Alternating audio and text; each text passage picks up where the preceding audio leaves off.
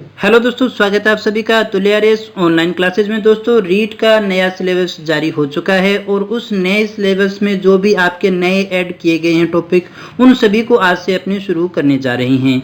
और दोस्तों, जो भी आपके नए टॉपिक शामिल हैं वो सारे के सारे अतुल्य के द्वारा आपको पूरे करवाए जाएंगे। जिस प्रकार से हमने पहले पाठ्यक्रम को पूरा किया है, आगे भी अपने उस पाठ्यक्रम को पूरा करेंगे।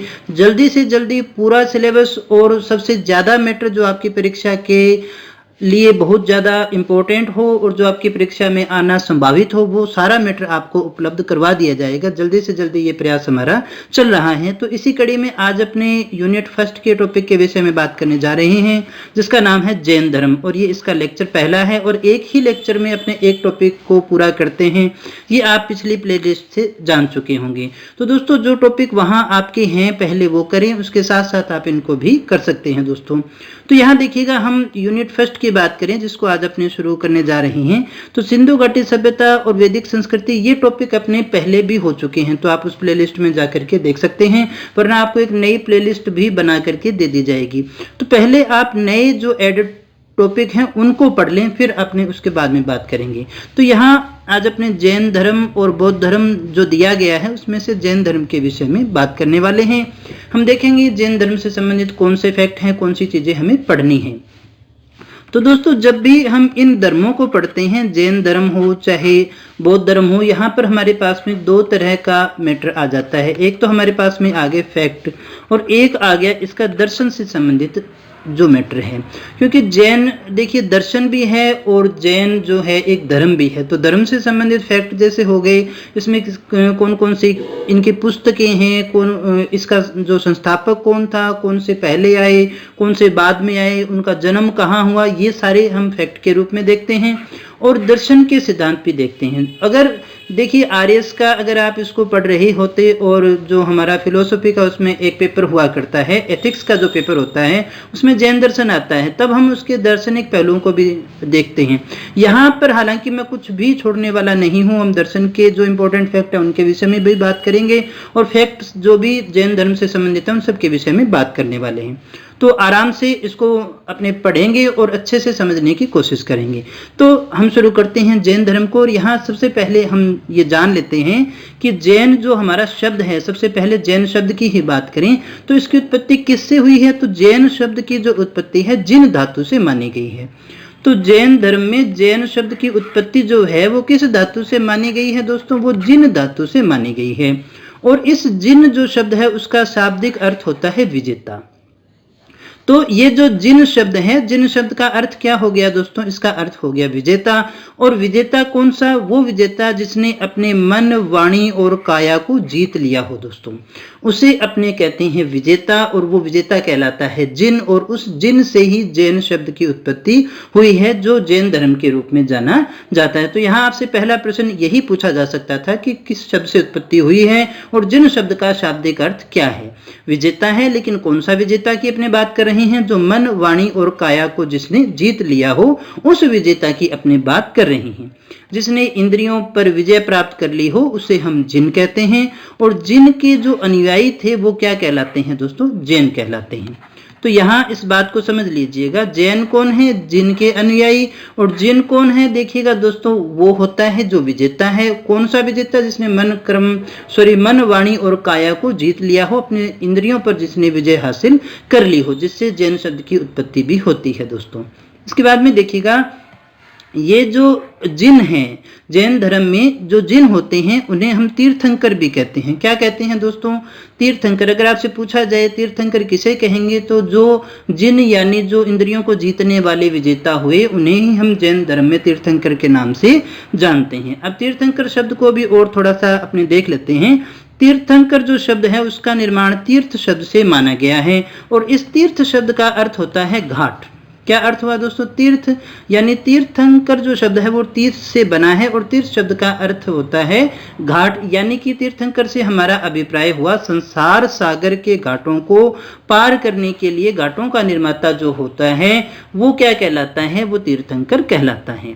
तो तीर्थंकर का जो अर्थ है वो भी अपने जान चुके हैं। आगे बढ़ते हैं। आगे बढ़े तो हमारे पास में जो सबसे महत्वपूर्ण जानकारी है वो ये है कि जैन धर्म में कितने तीर्थंकर माने गए हैं। दोस्तों ये क्वेश्चन आपकी परीक्षा में बहुत बार आता है। तो जैन धर्म के अंदर कितने तीर्थंकर माने गए हैं दोस्तों? 24 तीर्थंकर जो है वो जैन धर्म में माने गए हैं। हालांकि इनमें से जो पहले 22 तीर्थंकर हैं उनकी ऐतिहासिकता भी थोड़ी सी संदिग्ध है। जितनी भी जानकारी हमें मिलती है उसके अनुसार हम उसको पढ़ने का प्रयास भी करेंगे। लेकिन जैन जो हमारी अनुश्रुतियां हैं, जो परंपराएं हैं, उनके अनुसार पहला तीर्थंकर किसको माना जाता है? ऋषभदेव को माना जाता है। और ये एक बहुत ही महत्वपूर्ण आपका प्रश्न बनता है। तो अगर आपसे पूछा जाए कि पहला तीर्थंकर कौन था, तो पहला तीर्थंकर था हमारा दोस्तों ऋषभदेव। ऋषभदेव जो हैं वो जैन धर्म के अंदर पहले तीर्थंकर माने जाते हैं। कुल 24 में से पहले कौन से थे? ऋषभदेव थे दोस्तों। आगे हम देख लेते हैं। जैन धर्म की स्थापना का जो श्रेय है वो भी इन्हीं को जाता है। जो प्रथम तीर्थंकर थे ऋषभदेव थे, उन्हीं को जैन धर्म की स्थापना का श्रेय जाता है दोस्तों। अगर आपसे पूछा जाए जैन धर्म की स्थापना का श्रेय किसे दिया जाएगा, ये 2-3 प्रश्न बनते हैं दोस्तों। वास्तविक स्थापना महावीर जैन को मानते हैं, लेकिन अगर आपसे पूछा जाए जैन धर्म की स्थापना किसने की, तो हम कौन से को करेंगे? ऋषभदेव को हम सही मानेंगे। और ऋषभदेव को आदिनाथ भी कहा जाता है दोस्तों। और ये वो व्यक्ति थे जिन्होंने 6ठी शताब्दी ईसा पूर्व में जैन आंदोलन का प्रवर्तन किया था। आई होप आप इस बात को अच्छे से समझ गए होंगे। अगर आपसे पूछा जाए जैन धर्म की स्थापना किसने की, तो ऋषभदेव ने की थी। प्रथम तीर्थंकर भी यही थे। इन्हें ही आदिनाथ भी कहा जाता है। 6ठी शताब्दी ईसा पूर्व जैन आंदोलन का प्रवर्तन करने वाले यही व्यक्ति थे दोस्तों। इसके बाद में हम बात करें जो इंपॉर्टेंट फैक्ट है हमारे, ऋषभदेव जो प्रथम तीर्थंकर थे और अरिष्टनेमी जो 22वें तीर्थंकर थे, ये 2 तीर्थंकर हैं। इनका उल्लेख ऋग्वेद में हमें पढ़ने को मिलता है। तो यहाँ आपसे प्रश्न पूछा जा सकता है कि ऋग्वेद में कौन कौन से तीर्थंकर का उल्लेख किया गया है या नहीं किया गया है दोस्तों।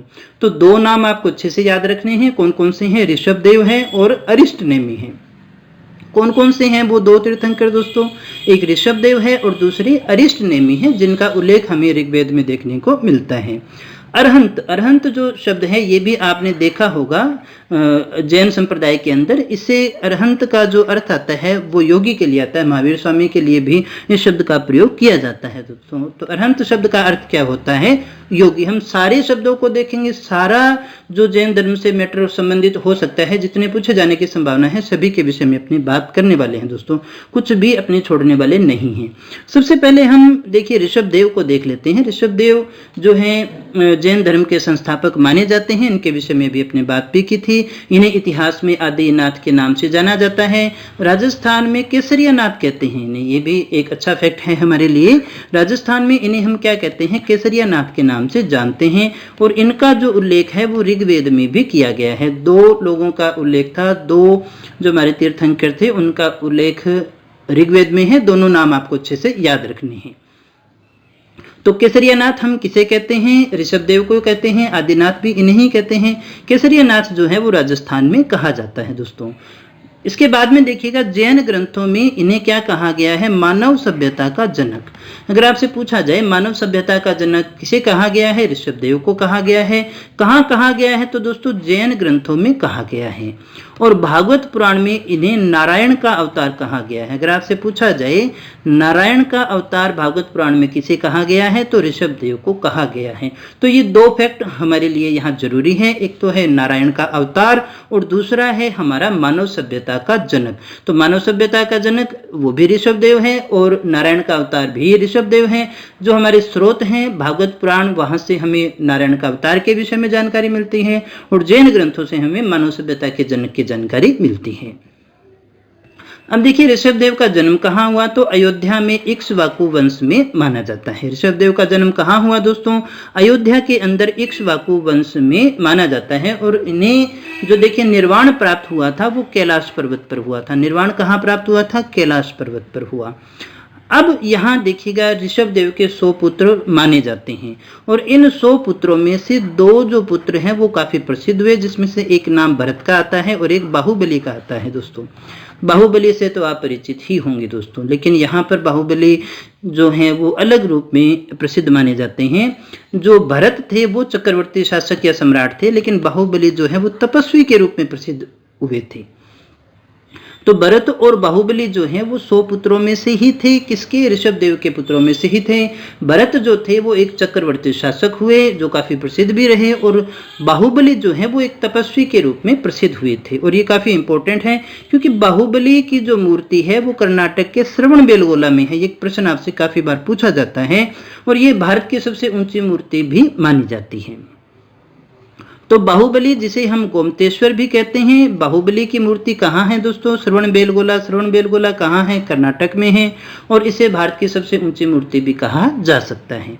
तो ये देखिए ऋषभ देव के बारे में जानकारी थी। जैन धर्म के संस्थापक हैं, केसरियानाथ है, आदिनाथ इन्हें ही कहते हैं। इन्हें मानव सभ्यता का जनक भी कहा गया है, नारायण का अवतार भी कहा गया है। अयोध्या में इनका जन्म हुआ था, कैलाश पर्वत पर इनको निर्वाण प्राप्त हुआ। इनके 2 पुत्र काफी प्रसिद्ध हुए, एक भरत थे और एक बाहुबली थे। भरत जो थे चक्रवर्ती सम्राट हुए, और बाहुबली जो है वो तपस्वी के रूप में जाने जाते हैं। बाहुबली की मूर्ति कहाँ है? कर्नाटक के श्रवणबेलगोला में स्थित है दोस्तों, और ये सबसे ऊंची मूर्ति मानी जाती है। आगे बढ़े दोस्तों, इसके अलावा जो हमारे अन्य तीर्थंकर है उनके विषय में भी थोड़ी जानकारी अपने ले लेते हैं। अजितनाथ की बात करें, वो दूसरे तीर्थंकर माने जाते हैं, और इनका उल्लेख जो है वो यजुर्वेद में मिलता है दोस्तों। बड़ा अच्छा सा प्रश्न बनता है, यजुर्वेद में कौन से तीर्थंकर का उल्लेख मिलता है? तो अजितनाथ का मिलता है। किसका मिलता है दोस्तों? अजितनाथ जो कि दूसरे तीर्थंकर हैं, उनका उल्लेख यजुर्वेद में हमें पढ़ने को मिलता है। 8वें तीर्थंकर कौन से थे दोस्तों? चंद्र प्रभु है। 8वें तीर्थंकर कौन से हैं? चंद्र प्रभु हैं। और पुष्पदत्त जो है वो 9वें तीर्थंकर माने जाते हैं दोस्तों। अगर स्पीड कोई कम ज्यादा हो तो आप कमेंट करके मुझे बता दीजिएगा। नेक्स्ट वीडियो में कोशिश करेंगे कि कम ज्यादा की जाए दोस्तों। बाकी ऑप्शन आपके हाथ में होते हैं, यूट्यूब में सारे फंक्शन है। आप मेरी स्पीड बढ़ा भी सकते हैं और आप मेरी स्पीड को घटा भी सकते हैं। फिर भी किसी प्रकार की कोई चेंजिंग हो तो आप बता सकते हैं, क्योंकि क्लास आपके लिए है, आपके अनुसार इसमें सुधार किया जा सकता है। 8वें तीर्थंकर जो थे हमारे चंद्र प्रभु, और जो पुष्पदंत जो थे 9वें थे, उनका उल्लेख अभिलेखों में हमें पढ़ने को मिलता है। 19वें तीर्थंकर मल्लीनाथ है, जो श्वेतांबर परंपरा में स्त्री इनको माना गया है। ये काफी इंपॉर्टेंट प्रश्न हमारा बन गया कि श्वेतांबर परंपरा में वो कौन से तीर्थंकर हैं जिन्हें स्त्री माना जाता है? तो वो है हमारे मल्लीनाथ, और 19वें तीर्थंकर थे वो। इसके बाद में हम आगे देखते हैं 22वें तीर्थंकर, जिसकी बात हमने की भी थी। ये अरिष्टनेमी थे। इन्हें श्री कृष्ण का संबंधी माना जाता है। अगर आपसे पूछा जाए श्री कृष्ण के संबंधी जो थे वो कौन से तीर्थंकर थे, तो वो 22वें तीर्थंकर थे, अरिष्टनेमी। और इन्हें देखिए सूर्यपुर यानी कि सौरसेन का राजकुमार माना जाता है। तो सौरसेन के राजकुमार कौन थे? अरिष्टनेमी थे। श्री कृष्ण के संबंधी भी माने जाते हैं, और ये जैन धर्म में 22वें तीर्थंकर जो है स्वीकार किए जाते हैं। फिर हम बात करते हैं, सबसे इंपॉर्टेंट है पार्श्वनाथ, और पार्श्वनाथ के बाद में हमारे महावीर जैन आते हैं, महावीर स्वामी आते हैं। पार्श्वनाथ जो थे कौन से नंबर के थे? 23वें तीर्थंकर थे दोस्तों। तीर्थंकर कौन सी संख्या इनकी आती है? 23वें। पार्श्वनाथ को जैन का ऐतिहासिक संस्थापक माना जाता है। इस बात को याद रखिएगा। हमने कहा अगर आपसे पूछा जाए संस्थापक कौन होंगे, तो वो हमारे थे ऋषभ देव। अगर आपसे पूछा जाए ऐतिहासिक संस्थापक तो कौन से हो गए? पार्श्वनाथ हो गए। अगर वास्तविक संस्थापक पूछा जाए तो कौन हो गए दोस्तों? वो हो गए महावीर जैन या महावीर स्वामी। इसके बाद में देखिएगा, ये काशी के इक्ष्वाकु वंशीय अश्वसेन के पुत्र माने जाते हैं। कहाँ के थे? काशी के थे, इक्ष्वाकु वंशीय थे, अश्वसेन के पुत्र माने जाते हैं। इनका जो काल है वो महावीर से 250 वर्ष पहले का स्वीकार किया जाता है दोस्तों। ये फिर से याद दिला दो, ऐतिहासिक संस्थापक अगर शब्द लिखा हुआ आ जाए तो फिर उसका आंसर होगा पार्श्वनाथ, लेकिन अगर वास्तविक की बात करें तो वो महावीर स्वामी रहेंगे। इसके बाद में देखिएगा, इनके अनुयायी जो थे वो निर्ग्रंथ कहलाते थे या निगट कहलाते थे। और जो निर्ग्रंथ शब्द जो है, निगट शब्द है, उसका अर्थ होता है बंधन रहित। जो हमारा निर्ग्रंथ जो शब्द है, अगर आपसे पूछा जाए इसका अर्थ क्या होगा, तो उसका अर्थ होगा बंधन रहित। इसे निगट भी कहा जाता है दोस्तों। इसके बाद में देखिएगा, इनकी ज्ञान प्राप्ति की जानकारी बिजोलिया शिलालेख से हमें प्राप्त होती है। किनके? पार्श्वनाथ की जो जानकारी है हमें बिजोलिया शिलालेख से प्राप्त होती है। बड़ा इंपॉर्टेंट हो गया ना, इसीलिए ये इतिहास, राजस्थान के इतिहास में भी काफी महत्व रखता है। बहुत ज्यादा इससे प्रश्न पूछे जाते हैं। अब इनका प्रतीक चिन्ह अगर आपसे पूछा जाए तो इनका प्रतीक चिन्ह क्या था? सर्प था। सर्प किसका प्रतीक चिन्ह है दोस्तों? ये आपको जैन धर्म में भी याद करने पड़ेंगे और आपको ये सारे के सारे बौद्ध धर्म में भी याद करने पड़ते हैं।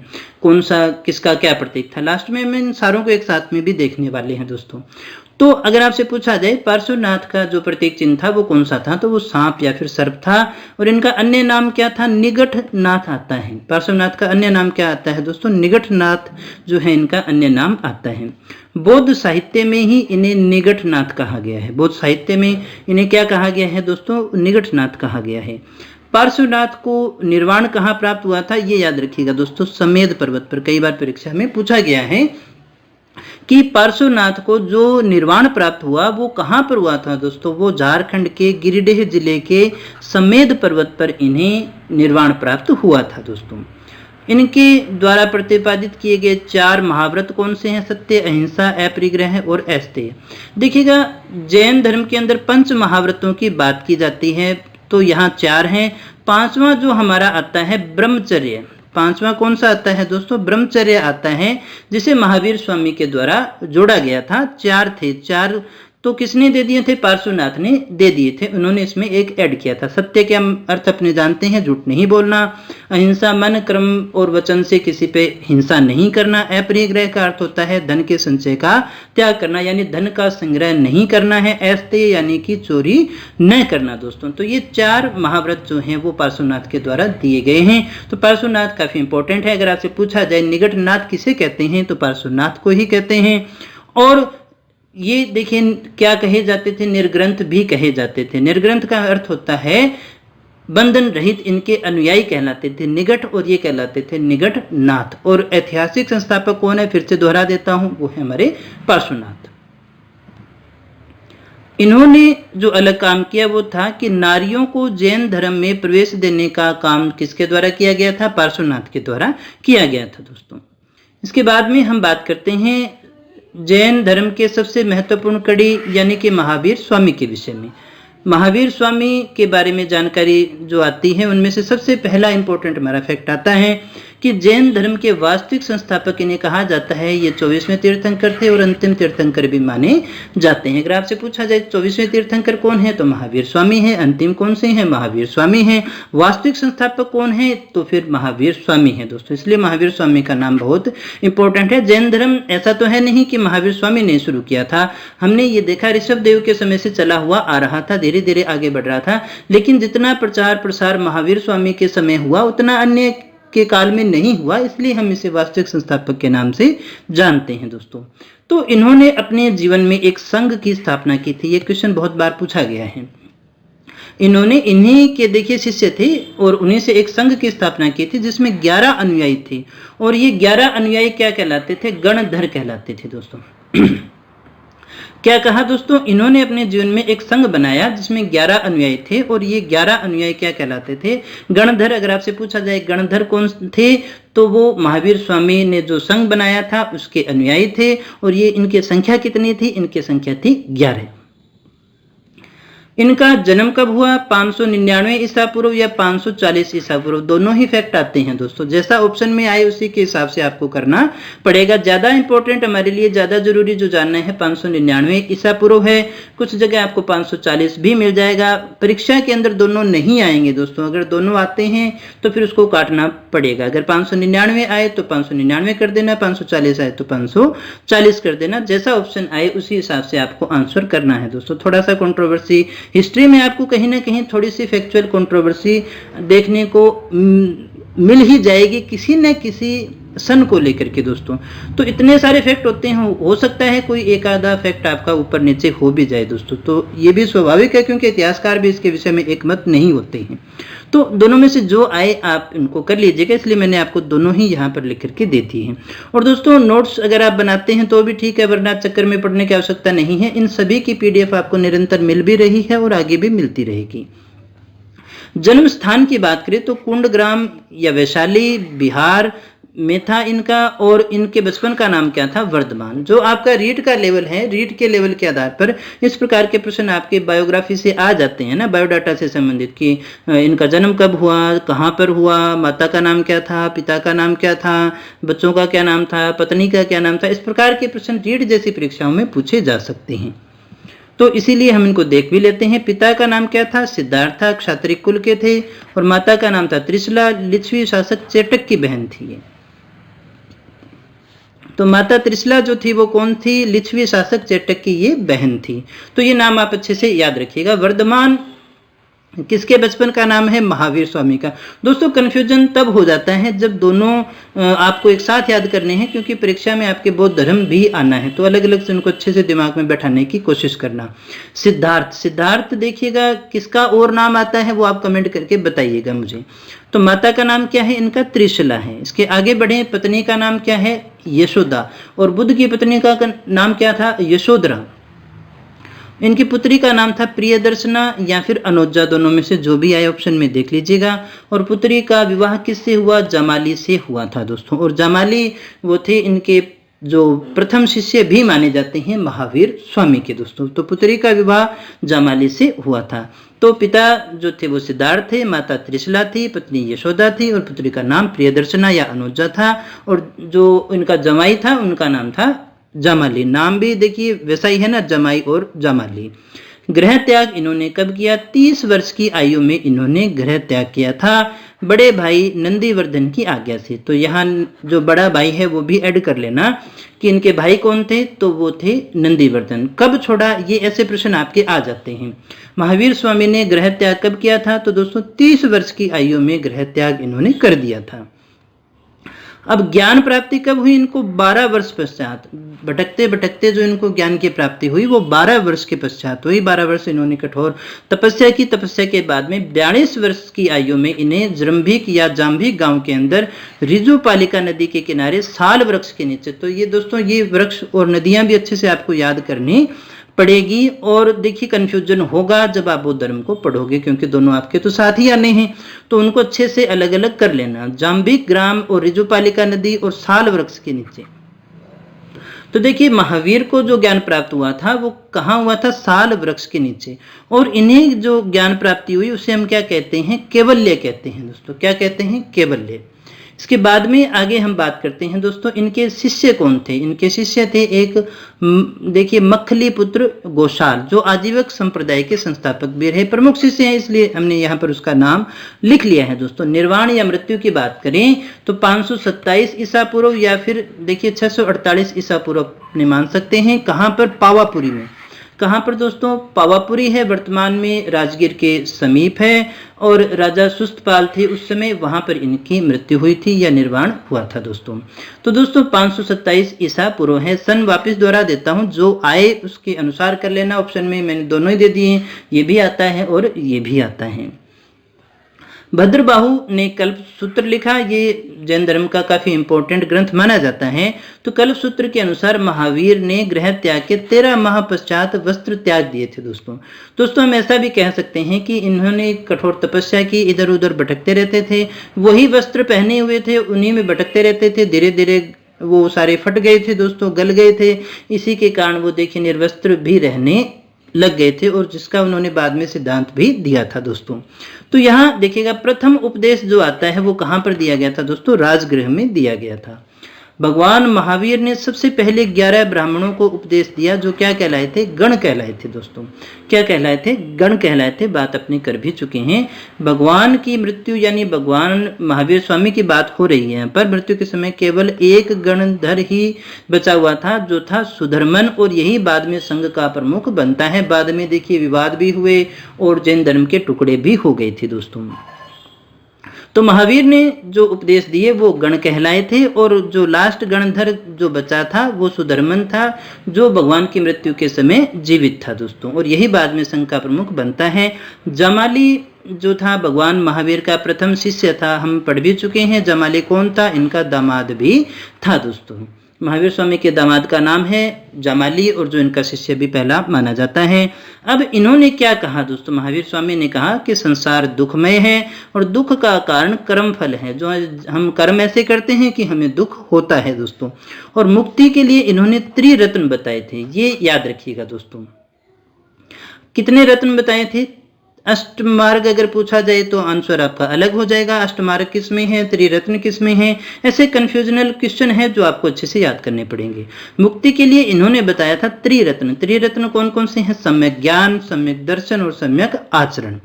तो दोस्तों ये क्या है, इनके विषय में अपने आगे भी बात करेंगे, डिटेल में देखेंगे। तो यहाँ हम ये समझ लेते हैं कि संसार दुखमय है और दुख का कारण जो है वो कर्मफल है। मुक्ति के लिए त्रिरत्न का प्रयास हमें करना चाहिए, उसका पालन करना चाहिए। भगवान महावीर के विरुद्ध अगर पहला विद्रोह भी किया था तो वो जामाली के द्वारा ही किया गया था, दूसरा तिसगुप्त के द्वारा किया गया था। 72 वर्ष की आयु में पावापुरी में बिहार में स्वामी जी की मृत्यु हो गई थी। दोस्तों ये फैक्ट है। कब उनका देखिए जन्म हुआ, कितने साल में उन्होंने जो है ज्ञान की प्राप्ति की, कब उनको निर्वाण या फिर देखिए मृत्यु प्राप्ति हुई, तो ये सारे जो फैक्ट हैं आपको अच्छे से याद होनी चाहिए। इसके बाद में हम बात कर लेते हैं जो हमारा अगला पक्ष आता है जैन धर्म से संबंधित, इसके सिद्धांत और उसका जो दार्शनिक पक्ष है, जो शिक्षा दी गई है, जो ज्ञान दिया गया है, उनके विषय में अपनी बात करने जा रही हैं दोस्तों। तो जैन धर्म के सामान्य सिद्धांत में देखिएगा, सबसे पहले ये आता है निवृत्ति मार्गी थे। जैन धर्म कैसा माना जाता है? निवृत्ति मार्गी माना जाता है, यानी संसारिकता से दूर होने या पलायन की ये बात करते हैं, क्योंकि संसारिक लगाव ही दुखों का मूल कारण है। ये कहते हैं भी संसार में रहोगे, संसार से मन लगाओगे तो दुख तो आपको आना ही आना है। तो इसलिए निवृत्ति मार्ग को अपनाओ, यानी संसारिकता से दूर ही हो जाओ, ये संसार से पलायन की बात करते हैं दोस्तों। यहाँ दो सिद्धांत अपने कह सकते हैं, एक तो सामान्य सिद्धांत आते हैं जैन धर्म के और एक दार्शनिक सिद्धांत आते हैं। हम सामान्य सिद्धांतों को देख रहे हैं। हम देखिएगा नास्तिक। नास्तिक वैसे तो कौन होता है? जो वेदों को, जो धर्म वेदों को मानता था वो तो आस्तिक थे, जो वेदों को स्वीकार नहीं करते थे वो कौन से थे? वो सारे के सारे नास्तिक की श्रेणी में आते थे। तो ये भी वेदों को अपौरुष से यानी ईश्वर द्वारा रचित नहीं मानते थे और इसीलिए ये इनको प्रमाणिक भी नहीं मानते थे। और इसीलिए बौद्ध चार्वाक के साथ ही साथ जैन धर्म को भी कैसा माना गया है दोस्तों? नास्तिक धर्म माना गया है, क्योंकि ये वेदों को नहीं मानते थे दोस्तों, वेदों को अपौरुष से नहीं मानते थे, इसलिए प्रमाणिक भी नहीं मानते थे दोस्तों। आगे हम देखते हैं कि ईश्वर जो सृष्टि का रचयिता है वो नहीं है दोस्तों। ईश्वर ने सृष्टि की रचना नहीं की है, क्योंकि ये द्वैतवादी हैं, अर्थात दो तत्व मानते हैं, जीव और अजीव। ये नित्य है, नित्य जो हमेशा बने रहते हैं। तो जीव और अजीव जो हमारे दो इन तत्वों की बात कर रहे हैं, द्वैत की बात कर रहे हैं, जीव और अजीव जो हैं वो अपना स्वरूप बदलते रहते हैं, इसलिए ईश्वर सृष्टि का रचयिता नहीं है। जीव जो है वो अनंत ज्ञान, शक्ति, प्रकाश और आनंद से युक्त होता है, इसलिए जीव जो है वो अपने आप में पूर्ण है और जीव अजीव से ही सृष्टि का निर्माण करता है दोस्तों। तो इसलिए इनके अनुसार जो है ईश्वर जो है वो सृष्टि का रचयिता नहीं है। क्यों? क्योंकि ये द्वैतवादी माने जाते हैं। इसके बाद में देखिएगा कर्म और पुनर्जन्म में विश्वास करते हैं। दोस्तों ये काफी इंपॉर्टेंट बात है, यहाँ से ऐसे प्रश्न पूछे जा सकते हैं। जैन धर्म के बारे में निम्न में से कौन सा कथन सत्य है या असत्य? तो निवृत्ति मार्ग को अपनाते हैं, ईश्वर सृष्टि का रचयिता नहीं है, या आस्तिक हैं या फिर नास्तिक हैं, कर्म में विश्वास करते हैं, पुनर्जन्म में विश्वास नहीं करते। इस प्रकार से कुछ भी बना करके वो दे सकता है। तो कर्म और पुनर्जन्म में ये विश्वास करते हैं, जीव का जन्म और पुनर्जन्म होता है और ये जन्म और पुनर्जन्म कर्मों के प्रभाव से ही होता है। जैसे कर्म करोगे वैसा ही आपको जन्म आगे का मिलना है दोस्तों। इसके बाद में ये आपका एक इंपॉर्टेंट फैक्ट रह जाता है, बंधन और मोक्ष। ये भी सामान्य धर्म में ही आता है, सामान्य दर्शन में ही आता है और सामान्य सिद्धांत की ही बात अपने कर रहे हैं। जैन धर्म में बंधन और मोक्ष प्रक्रिया के 7 तत्व माने गए हैं। कैसे हम बंधन में बंधे हुए होते हैं संसार के और कैसे हम मोक्ष की प्राप्ति कर सकते हैं, इसके लिए जैन धर्म में 7 तत्व माने जाते हैं, जिसमें पहला है जीव यानी चेतन तत्व या फिर आत्मा। दूसरा है पुद्गल जो अजीव से संबंधित है। ये कहते हैं जड़ तत्व को जैन दर्शन में पुद्गल कहा गया है। पुद्गल क्या कहा गया है दोस्तों? जड़ तत्व को ही जैन दर्शन में पुद्गल कहा गया है, यानी ऐसा तत्व होता है जिसे तोड़ा और जोड़ा जा सके दोस्तों। अगर अपने दर्शन पढ़ रहे होते तो फिर मैं आपको एक एक चीज को समझा भी दूंगा। तो अगर आप आरएएस की तैयारी करें और आप उसमें एथिक्स को पढ़ें तो वहाँ अपने दर्शन को अच्छे से पढ़ेंगे, लेकिन वो इन फ्यूचर की बात है। अभी यहाँ जितना आपको रीड के लिए आवश्यक है मैं उतनी बातें आपको बता रहा हूँ और यहीं तक आपको सीमित रहना है। तो पुद्गल क्या है, ये देखिए जड़ तत्व को ही जैन दर्शन में कहा गया है और ये वह तत्व है जिसे तोड़ा और जोड़ा जा सके। दोस्तों बंधन, बंधन क्या है, जब कर्म पुद्गल जीव से चिपक जाते हैं, जब कर्म जो है वो जीव से चिपक जाते हैं तो जीव बंधन में पड़ गया, यानी जीव का बंधन हो गया किसके साथ में, पुद्गल के साथ में। तो आगे देखिएगा फिर क्या होगा, आश्रव। आश्रव क्या करता है, कर्म पुद्गलों का जीवन की तरफ होने वाला या जीव की तरफ होने वाला जो प्रवाह है वो आश्रव कहलाता है। और संवर, संवर क्या है, जीव की तरफ होने वाले कर्म जो पुद्गल हैं उनके प्रवाहों का रुक जाना। तो देखिए बंधन क्यों हुआ, क्योंकि पुद्गल जो है वो जीव से चिपक गई। आश्रव क्या है, कर्म पुद्गलों का जीव की तरफ प्रवाह है, जीव की तरफ जो है वो जा रहे हैं। समर क्या करता है, इसमें प्रवाह जो है वो रुक जाने की बात करता है। और देखिए निर्जरा का मतलब क्या है, चिपके हुए जो कर्म पुद्गल हैं वो पृथक हो गए हैं या फिर झड़ गए हैं जीव से, और इस प्रकार से जो है उसको मोक्ष की प्राप्ति हो जाती है। मोक्ष कहते हैं जब अंतिम जो हमारा कर्म है वो पुद्गल जीव से झड़ जाता है या पृथक हो जाता है, तो उसे ही हम मोक्ष प्राप्ति कहते हैं। जीवन मरण के झंझट से, सभी चीजों से वो मुक्ति को प्राप्त कर लेता है। दोस्तों इन शब्दों के अर्थ आपको थोड़े बहुत ध्यान होने चाहिए। इस प्रकार के प्रश्न मिलान करने वाले प्रश्नों में आपसे पूछे जा सकते हैं। जैन दर्शन के अनुसार इसमें क्या होता है, जीव को अनंत चतुष्टय प्राप्त हो जाता है, यानी अनंत ज्ञान, अनंत दर्शन, अनंत वीर्य यानी बल की बात है, और अनंत आनंद की प्राप्ति है, यानी जिसे हम अनंत चतुष्टय के नाम से जानते हैं, उसके बाद में उसको प्राप्त हो जाता है। दोस्तों अब हम बात कर लेते हैं जैन धर्म की शिक्षाओं के विषय में, पंच महाव्रत या फिर अणुव्रतों के विषय में। तो जैन धर्म की शिक्षाओं में सर्वप्रथम पंच महाव्रतों का विधान किया गया था, जो भिक्षुओं या सन्यासियों को पालन करना होता था। पंच अणुव्रतों की बात करें जिनमें जो है अहिंसा, सत्य, अस्तेय, अपरिग्रह और ब्रह्मचर्य आते हैं, इनको गृहस्थों के लिए अनिवार्य किया गया था। सम्यक अहिंसा और ये सारी चीजें उनमें जोड़ी गई थी। ये पंच अणुव्रत है और ये पंच महाव्रत है। दोस्तों अहिंसा का अर्थ क्या है, जीव की हिंसा या फिर हत्या न करना, मन वचन व कर्म से हिंसा न करना। सत्य का मतलब बड़े आसान सी इसकी परिभाषा है, सदैव सत्य ही बोलना है, झूठ नहीं बोलना, तो फिर सत्य अपने आप हो जाएगा। दोस्तों अपरिग्रह, अपरिग्रह का अर्थ होता है संपत्ति को एकत्रित नहीं करना, यानी धन का संग्रह आपको नहीं करना है। दोस्तों इसके बाद में देखिएगा अस्तेय। अस्तेय का जो अभिप्राय होता है दोस्तों वो है कि चोरी नहीं करना है। अस्तेय का मतलब क्या होगा, चोरी नहीं करना। और ब्रह्मचर्य का अर्थ है, अभिप्राय है संयम और धर्म का पालन करना। ब्रह्मचर्य जो संबंधित है वो इंद्रियों को वश में करने से है, यानी संयम और धर्म का आपको पालन करना है। दोस्तों ये क्या हो गए, 1 2 3 4 और 5 महाव्रत हो गए। दोस्तों अगर आपको थोड़ा सा अगर पीछे की चीज याद हो तो ये चारों जो है वो पार्श्वनाथ के द्वारा दे दिए गए थे। ये पांचवा जो है वो किसके द्वारा जोड़ा गया था, महावीर स्वामी के द्वारा जोड़ा गया था। देखिएगा आगे हमने लिखा भी है, 4 पार्श्वनाथ ने दे दिए थे। 5वां व्रत जो है ब्रह्मचर्य है वो महावीर स्वामी ने इसमें जोड़ा था। दोस्तों महावीर स्वामी ने, अगर आपसे पूछा जाए इनमें से सबसे ज्यादा महत्व किसको दिया, तो इन्होंने सबसे ज्यादा महत्व जो दिया था अहिंसा को दिया था। और अहिंसा का मतलब होता है जीव की हिंसा या हत्या न करना। दोस्तों आगे अपने बढ़े और आगे बात करते हैं। जैसे जो पंच महाव्रत थे उसके बाद में गुणव्रत की भी बात आती है। दोस्तों तो 3 अपने पास में गुणव्रत भी हैं, जिसमें दिग्व्रत है, अनर्थ दंडवत है और भोगापभोग है। दोस्तों दिग्व्रत का मतलब है ये दिशाओं में भ्रमण की मर्यादा को बांधता है। अनर्थ दंडवत का मतलब है प्रयोजनहीन वस्तुओं का क्या करना है, हमें परित्याग कर देना है, जो फालतू की चीजें हैं। भोगापभोग क्या कहता है, परिमाण अर्थात भोग्य पदार्थों का एक परिमाण निर्धारित करता है, माप निर्धारित करना है, उतना ही आपको उपयोग में लेना है। दोस्तों ये क्या है, ये गुणव्रत कहलाते हैं। दोस्तों अब ये याद रखना ये कितने हैं दोस्तों, 3 हैं। दोस्तों प्रश्न आपसे पूछा जा सकता है वो 3 गुणव्रत कौन कौन से हैं।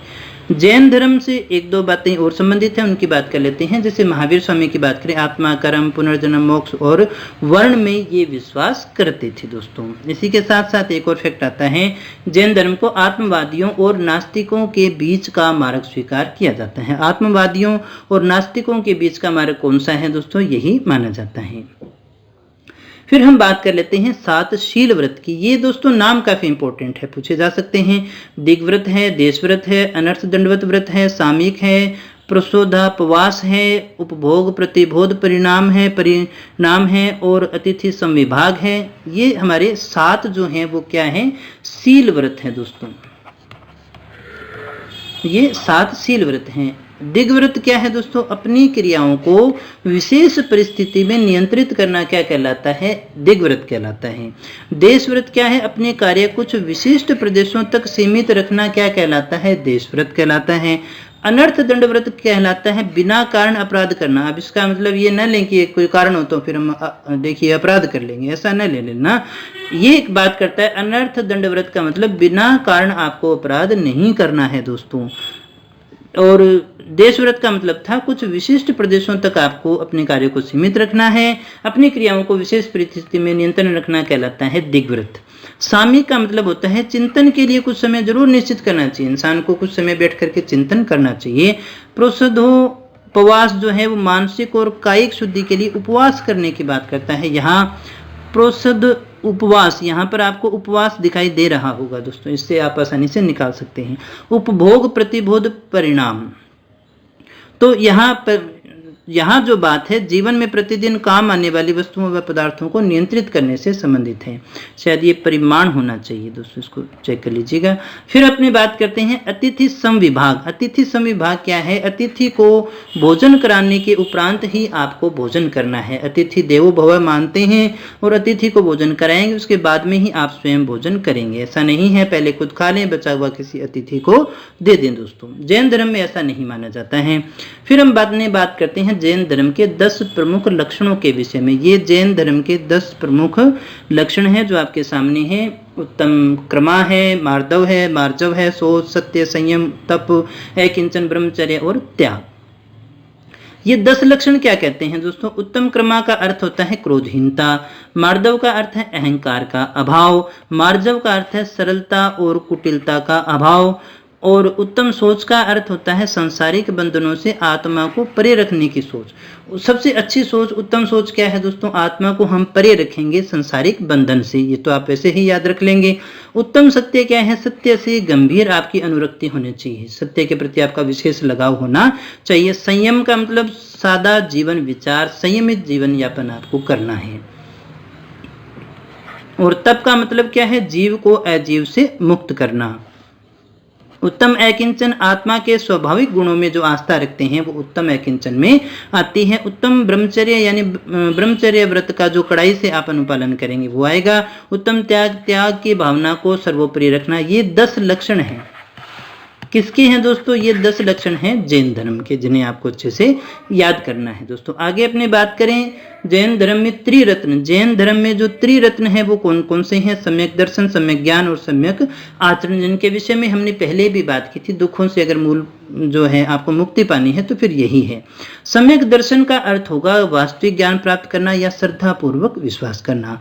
सम्यक ज्ञान क्या है, सत्य में विश्वास करना या फिर उचित ज्ञान। सम्यक आचरण, सांसारिक विषयों से उत्पन्न सुख दुख के प्रति समभाव, सुख में भी आप वैसे ही रहें और दुख में भी आप वैसे ही रहें, यानी संसारिक जो विषय हैं उनके प्रति आपके समभाव आ जाएं तो फिर वैसे ही दुख रह जाएगा क्या। देखो दुख में दुख होता है ना, और सुख में खुशी होती है। आपको कह ही दिया सब में कैसा रहना है, एक जैसा ही रहना है, तो फिर समस्या क्या रहेगी, फिर तो कुछ रहा ही नहीं ना।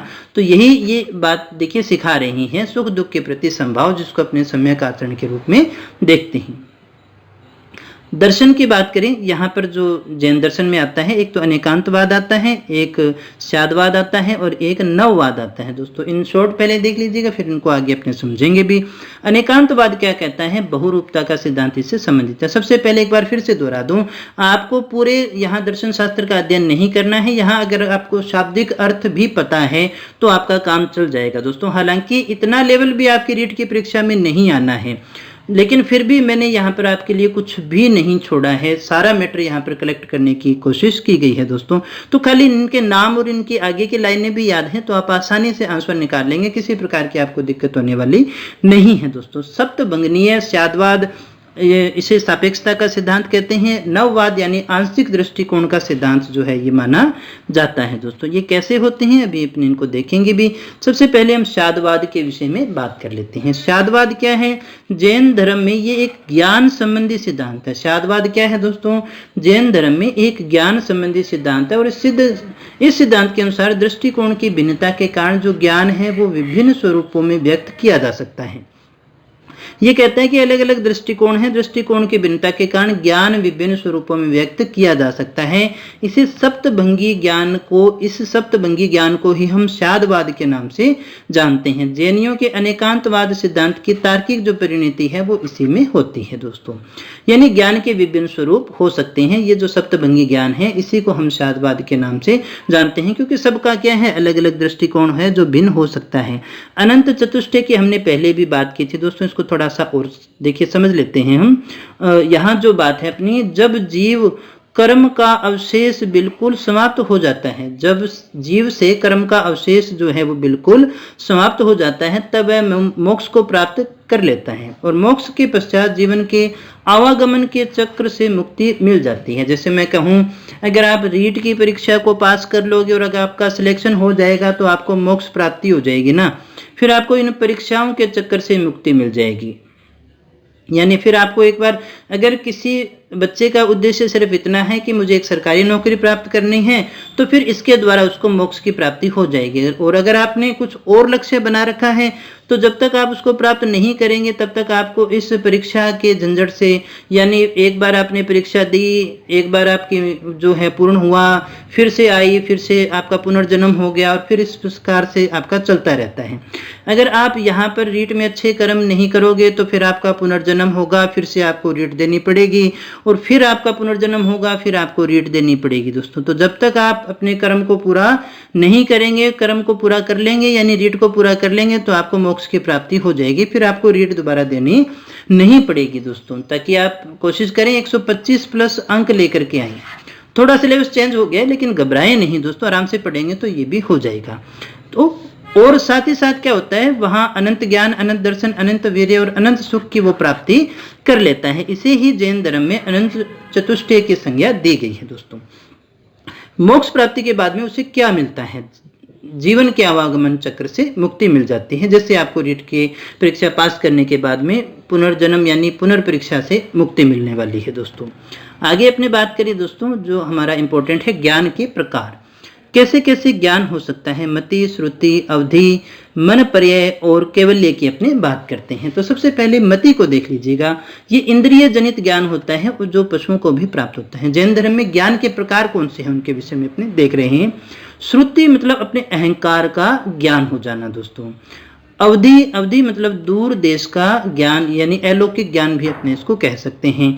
मन प्रेय होता है किसी के मन की बात को जान लेना, वो मन प्रेय का ज्ञान हो गया। केवल्य ये केवल तीर्थंकरों को ही होता है दोस्तों। अंतिम और संपूर्ण ज्ञान जिसको प्राप्त हो गया, मोक्ष की प्राप्ति जिसको हो गई दोस्तों, तीर्थंकर उसे ही कहते हैं। यानी अंतिम और संपूर्ण ज्ञान जिसको प्राप्त हो गया, केवल्य सबको नहीं मिलता है, ये आपको मिल सकते हैं दोस्तों।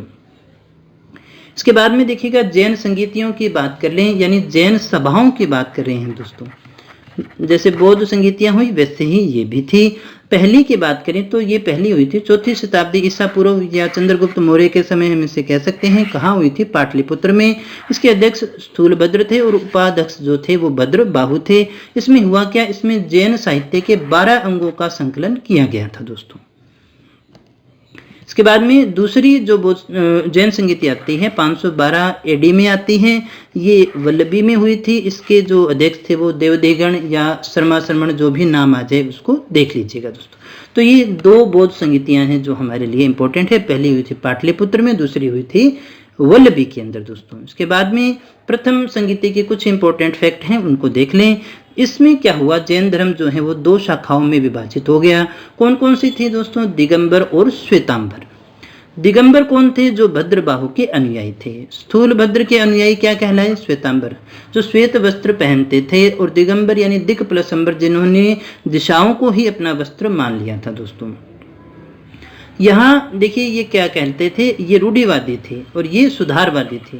ये बाद में देखिएगा मूर्ति पूजक भी हो गए थे। ये इनको भगवान मानते थे, यानी ईश्वर देखिए मान करके ये इनकी मूर्ति के रूप में ये इनकी पूजा किया करते थे। तो ये तो श्वेतांबर में आता है।